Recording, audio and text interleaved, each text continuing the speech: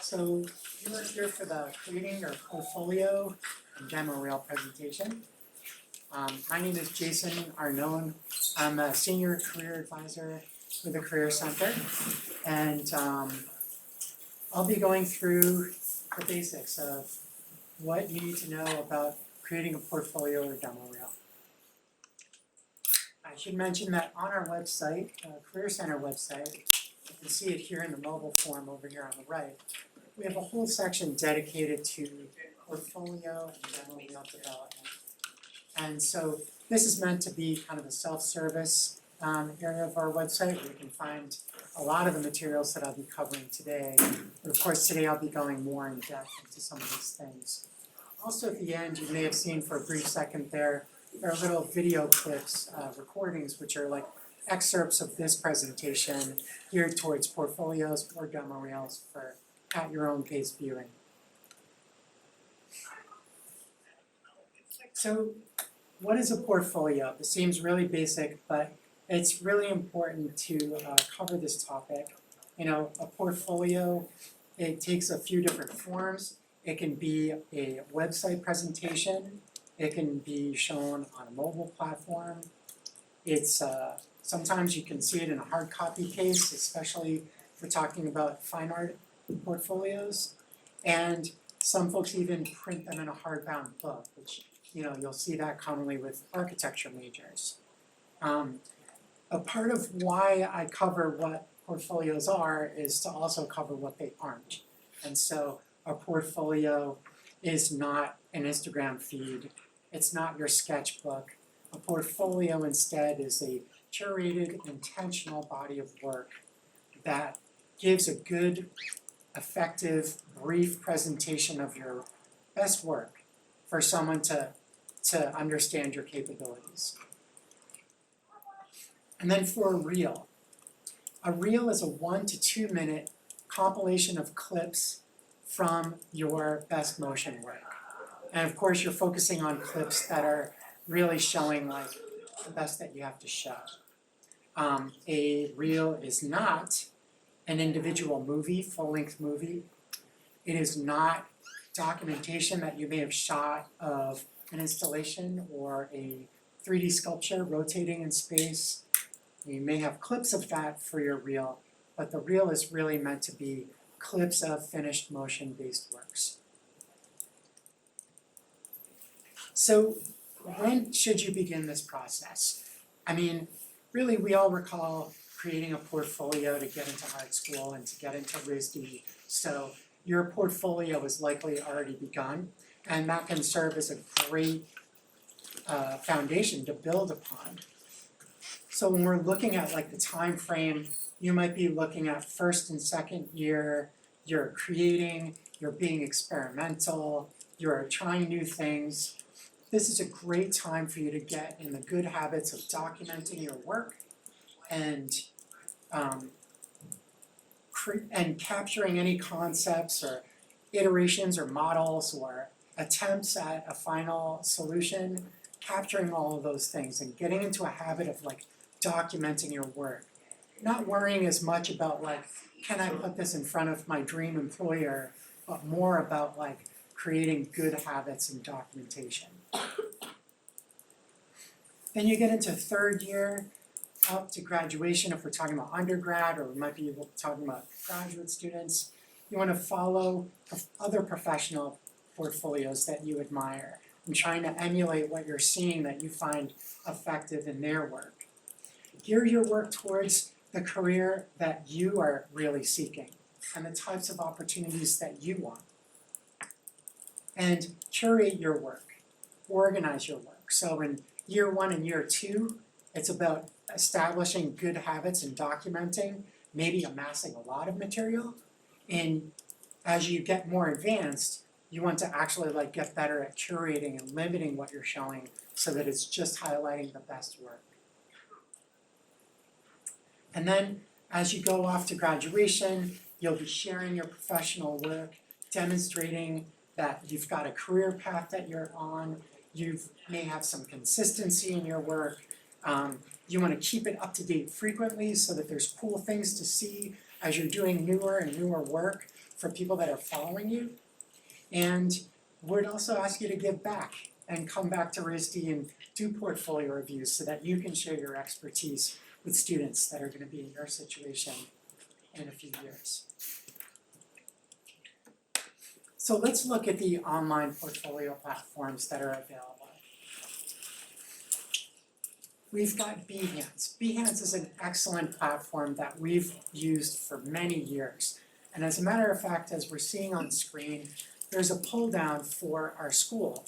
So a select number of schools are available on Behance, and you can select RISD to view RISD projects and RISD students and alumni.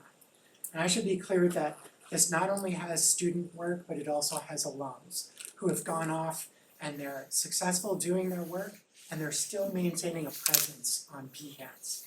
So it's a great way to get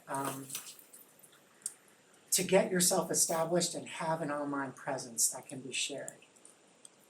And the URL for that is behance.net. Adobe Portfolio. So Behance was acquired by Adobe, and Adobe is also focused on its own product, Adobe Portfolio. It gives you more ways to customize your presentation. It does require you to get website hosting in order to present your work. It is a more serious option. And you do have free access to Adobe Portfolio while you're here at RISD. So good to take advantage of. And that URL is portfolio.adobe.com.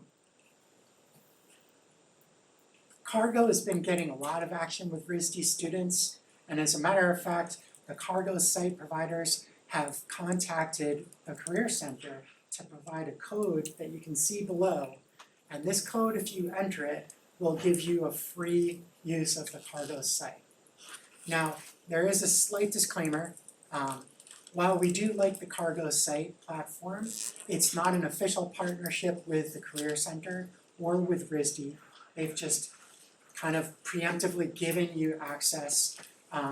This code will update each year, which means that you've got to pay attention to that aspect because your site could be pulled down if it's not updated. And unfortunately, it does have a lifespan for free access. For alums, it will not be provided to you. So that is also good to keep in mind. If you do create Cargo site, you will need to be ready to commit to paying for it or switching to a different platform after graduation. Yeah. Do you know how much it costs after the free version? You know something? I'm sorry, I don't. But it should be easy to find on the site, and I'd be happy to follow up with you. Sorry I don't have that. Wix, another one of those big platforms. While this is easy to use and easy to design with, it does give you more ability to customize your presentation and your portfolio website. And the URL for that is wix.com, and for this platform it is, last time we checked it was $14 monthly to be on Wix.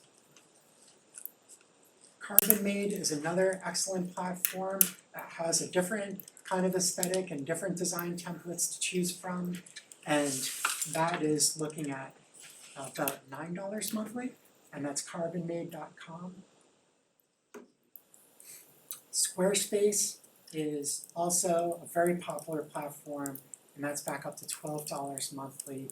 And really, as you investigate these different platforms, whether or not you go one over the other is almost irrelevant. What's most important for the viewer is that they can easily view your work and get an accurate sense of your capabilities. So we really encourage you to go in there and test it out and see which layout really lends itself to your style and what you want to do with your website. A relative newcomer that we've come across recently was Portfolio Box. Portfolio Box is also a marketplace for your work. So if you do intend to sell, it can be a good option. And that URL is portfoliobox.net. You have different tiers running from $3 per month to $12 per month. So,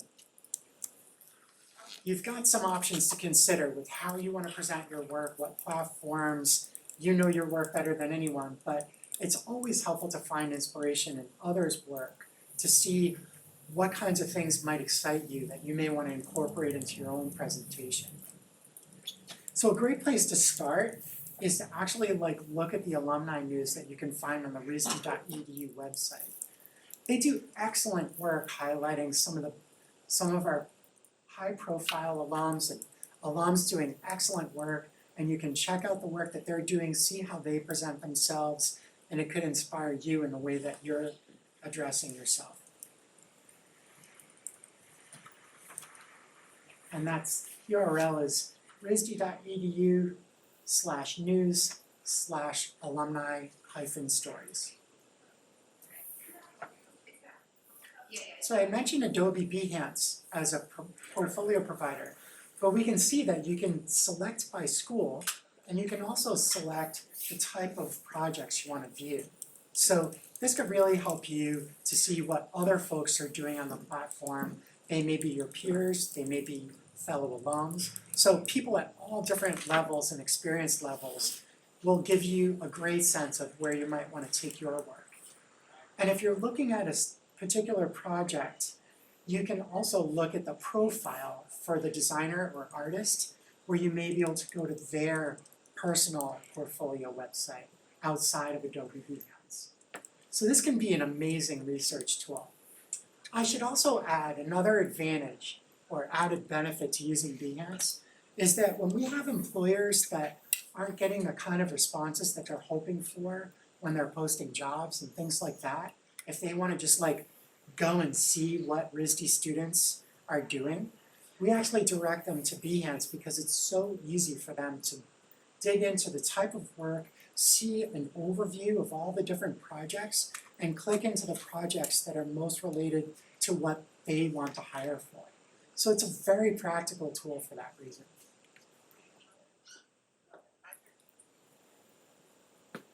So we're gonna get into building your portfolio, but I do want to hit pause for a second. Are there any questions that have come up so far?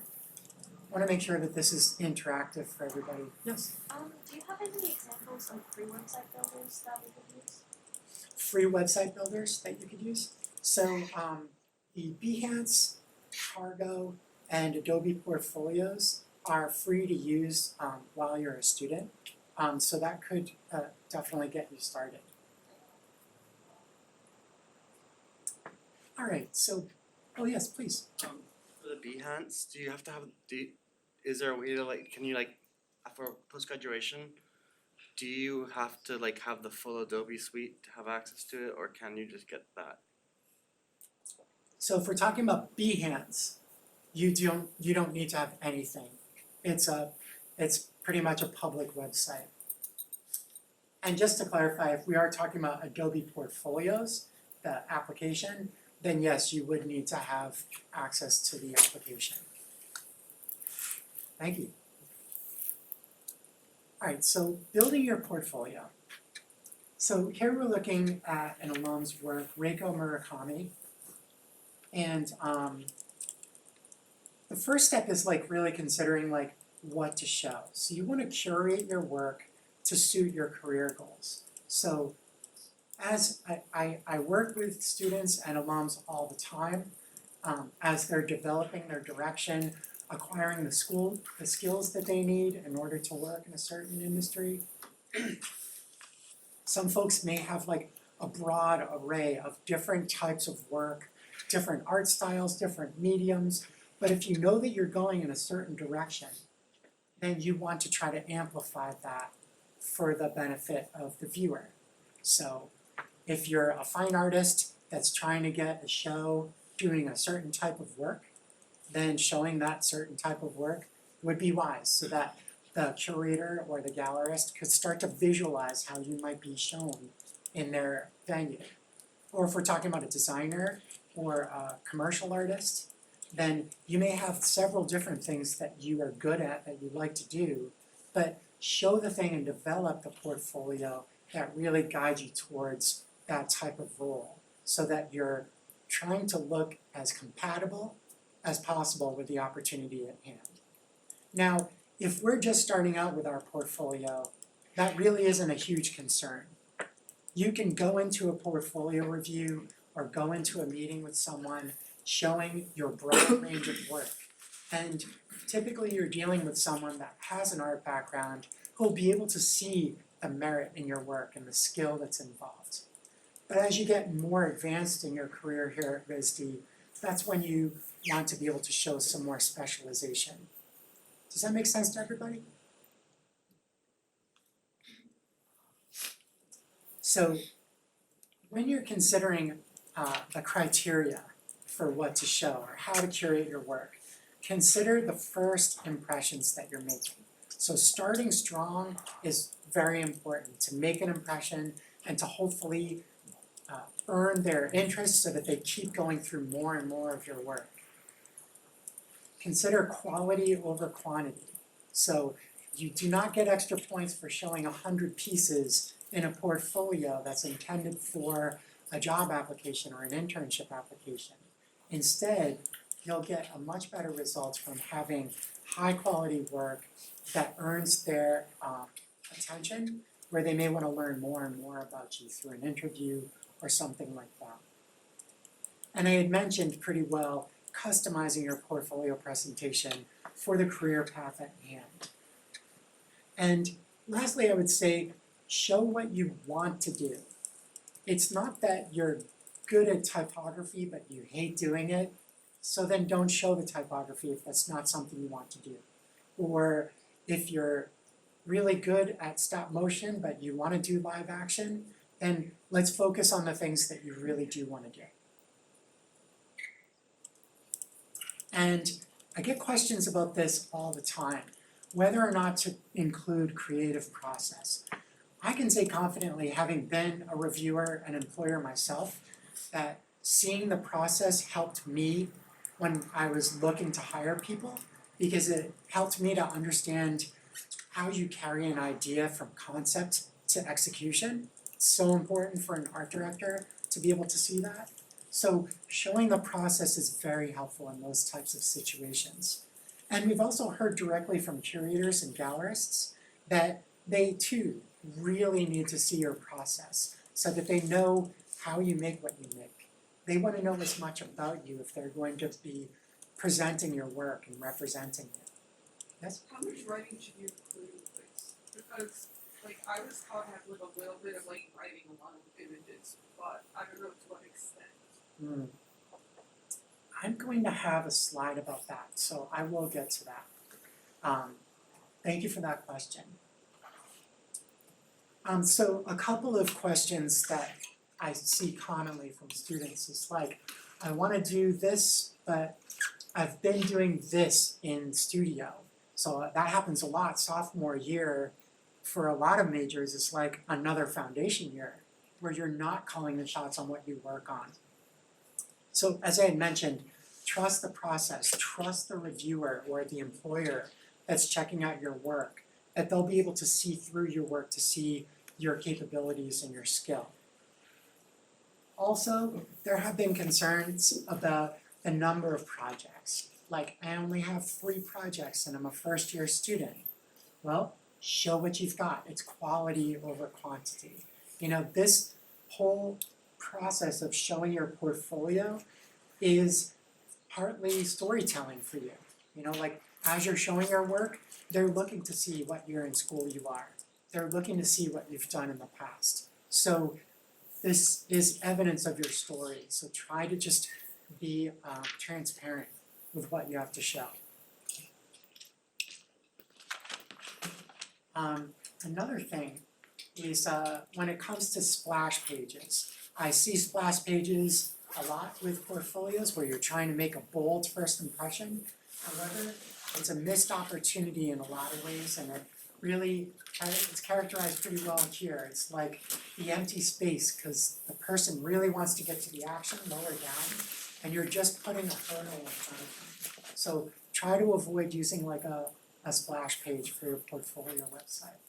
Instead, hopefully you get them right into your work, right into the action. So here I get an overview of 6 different projects as a viewer where I could click in a non-linear way right into what is most interesting to me. This is a tip from Reiko, who I've mentioned here. Reiko's tip is to know your client or whoever you're trying to get a job from. Customize your portfolio according to what they're looking for. There's no the perfect portfolio that gets everyone. You only need 5 to 10 pieces that display consistent quality and focus. Put the best pieces at the beginning and at the end. So you start with a bang and you end with a lasting impression. And what I really like about Reiko as well is that Reiko is a fine artist and a commercial illustrator and concept artist. So Reiko has used this logic for both worlds, really. Alright, so another goal of your portfolio is simplicity. You've got the simple goals of curating it well, of making sure that it's intuitive to view and to control, and that it's focused, like this keeps coming up, focused on the objective that you have in your career. So right now we're featuring an alum's work, Conchi's work over there on the right-hand side, and that is a mobile view of their website. And I do appreciate the simplicity of that presentation. Image quality is also really important. So here we're looking at an alum, Anina Major's work, who's a ceramicist from RISD. So with the photography, we're looking for a well-lit subject. You're providing the finer details with distractions, and you're avoiding lens distortion. So if you know anything about photography, if you get too close and get into a macro lens situation, it can distort a physical model or a physical object. So it is best to pick up some of these like tips on photographing to help produce better results in your photography for your website. And a quote from Anina is to invest in professionally photo and video documenting your work as accurately as possible. Most times the first encounter with the work is via images, so it's important for them to look good. For digital artists, this may be more straightforward. We save out an image as a high quality JPEG. Or if you're taking a screenshot from a 3D application, sometimes you can render that out with good lighting. So I know that we started with photography, but whatever this means to your production and the work that you're generating, you just want to take the care to make sure that it's produced well at a high quality. For work where it's set in a dark place, and for example, I make a lot of work with like really dark blue light, but the object itself being kind of obscured as part of it. Should I prioritize making the nice looking object very clear, or trying to capture the whole essence of it with the lighting? Yeah, that's a great question.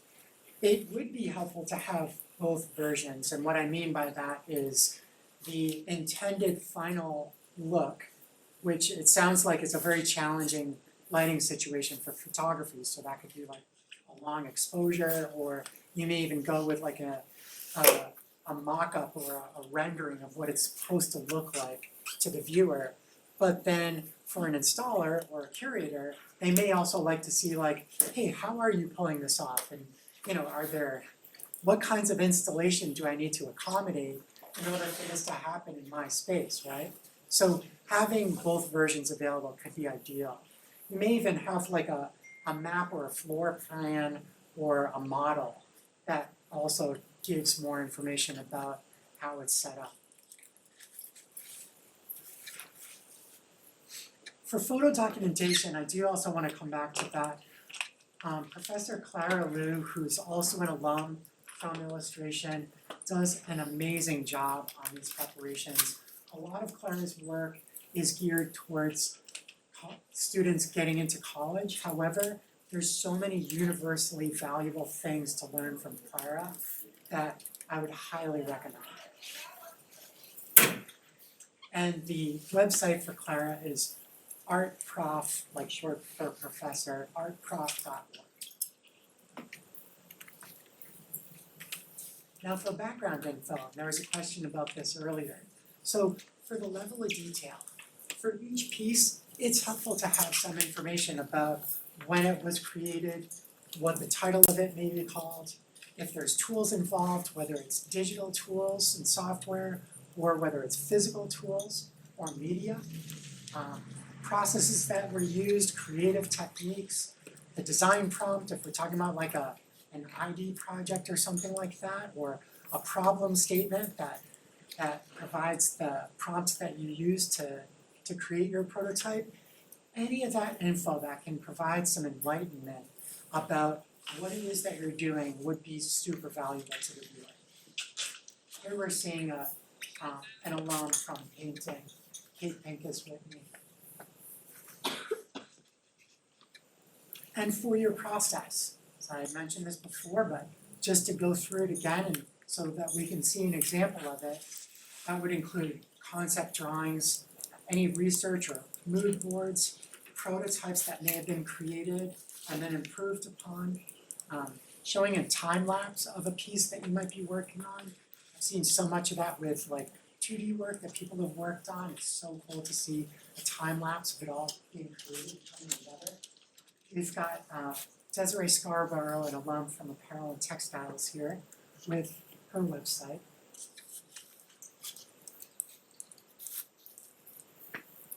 And then Jason Bean, an alum from Illustration, who's also worked on some pretty amazing games in his time.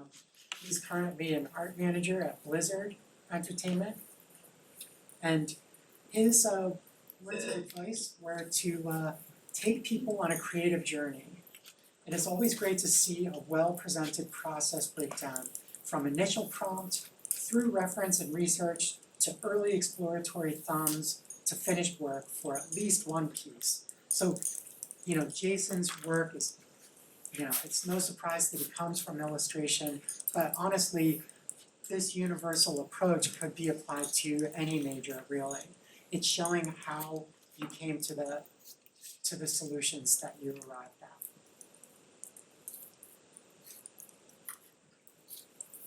So presenting your portfolio. A printed portfolio is still relevant, it's still an amazing way to see your work in an immersive way. At the Fine Art Portfolio Review, it is more common to find printed portfolios. For fine art, we could be talking about 10 to 20 pieces that, again, meet your quality bar and relevance to what you want to do. For a design, it could be 6 to 12 projects. This is a pretty wide range because, remember, there's a lot of flexibility here.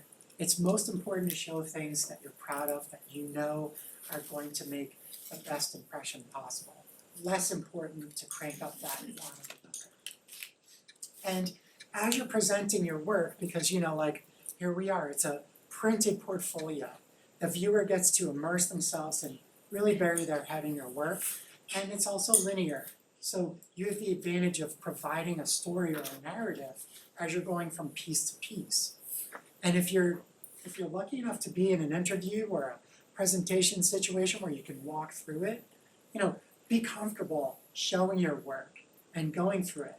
You may find after practicing it a couple of times that you may want to swap the order on something just so that it flows better.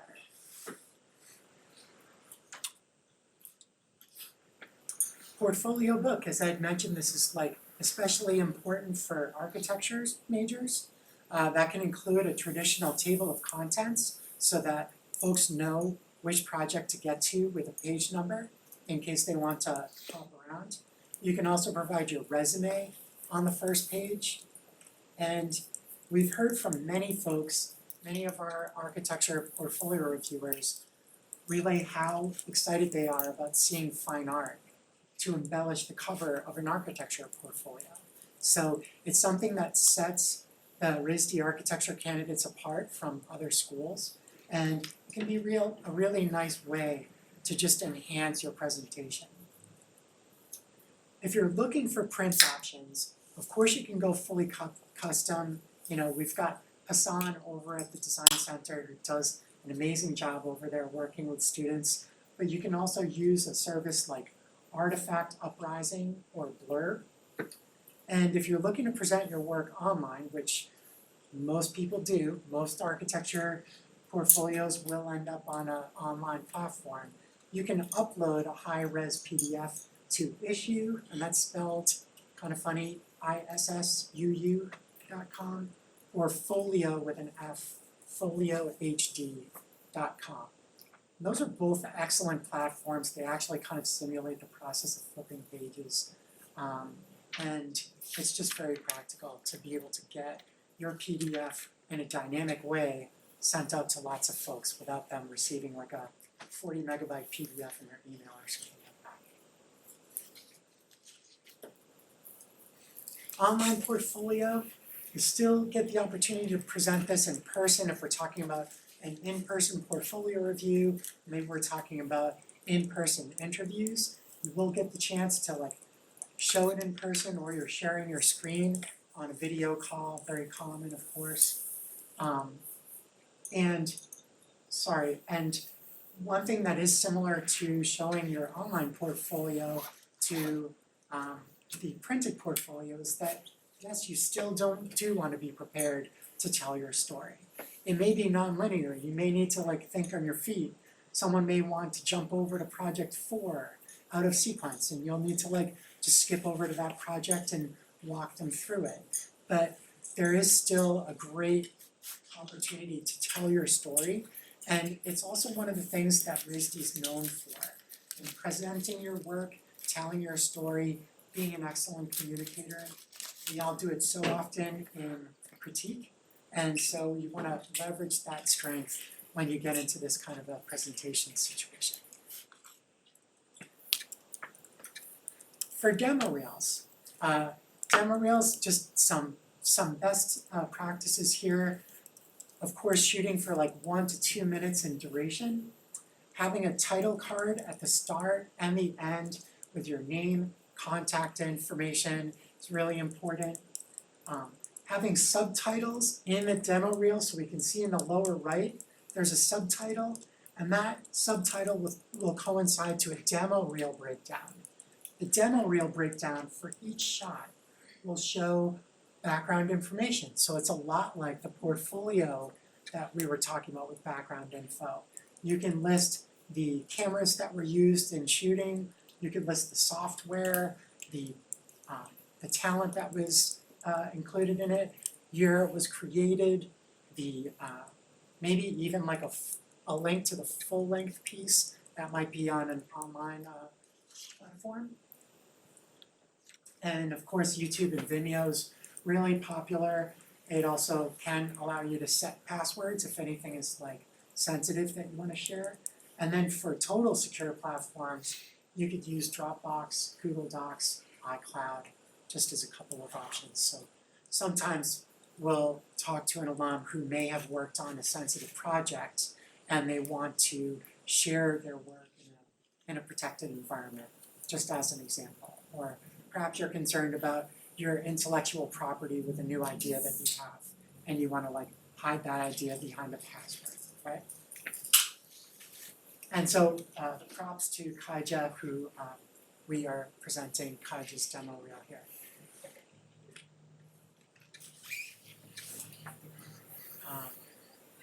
This is work from Tiffany Cooper, who graduated in 2012 from FAV. And Tiffany shared some advice with us to choose the strongest parts of your favorite projects that showcase your skills and abilities and reflect the type of work and clients you want to attract.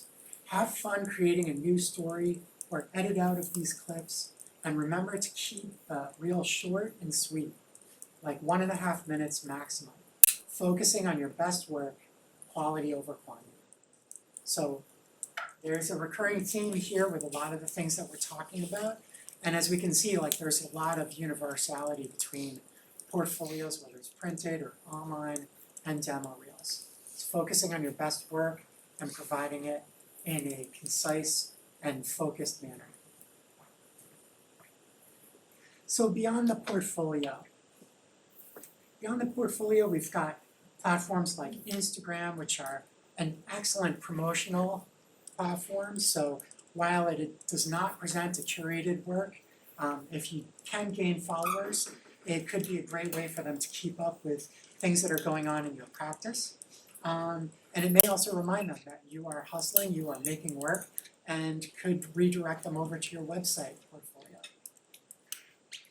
LinkedIn, of course, is another excellent networking platform that you're all encouraged to take advantage of. So as you're looking at different companies of interest, connecting to them, having your portfolio available on LinkedIn is great.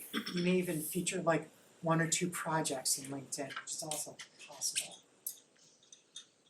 Public exhibitions, when you're showing you're a fine artist, there's no better promotion than getting out there and showing your work.